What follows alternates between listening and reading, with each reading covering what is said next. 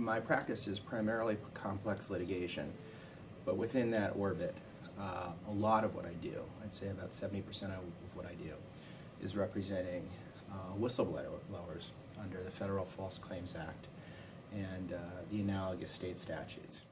The joy is not only representing people who stick their necks out, but I enjoy complex litigation.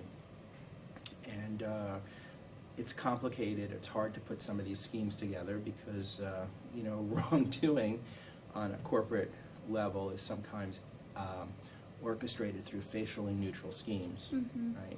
So people don't necessarily say, hey, you know, there's something fundamentally wrong with this. And you have to, you know, look at the big picture.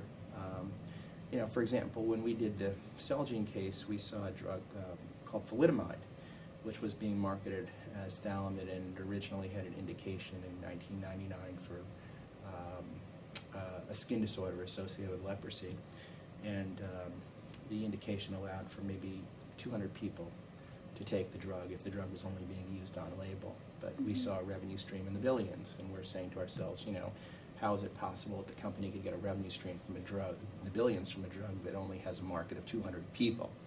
And so, you know, you look at that, and then you start backing into it, and you start trying to figure out and put together all the pieces and the wrongful practices, and all of a sudden, at the end of the day, you say to yourself, you know, it actually is not only fun to practice law, but one guy sitting in an office with a computer, and I'm not necessarily saying that I'm the guy, and people, there are others, but, you know, really can make a difference and change the lives of people, you know, significantly, and make things better. And I think, honestly, that's what ACS is about, and I think that's what the progressive movement's about. The progressive movement's about saying that, you know, we're not going to accept the status quo as being reasonable and fair. We're going to be lawyers. We're going to look at things through the lens of the rule of law.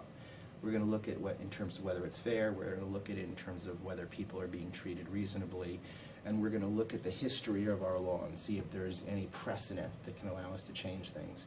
I was telling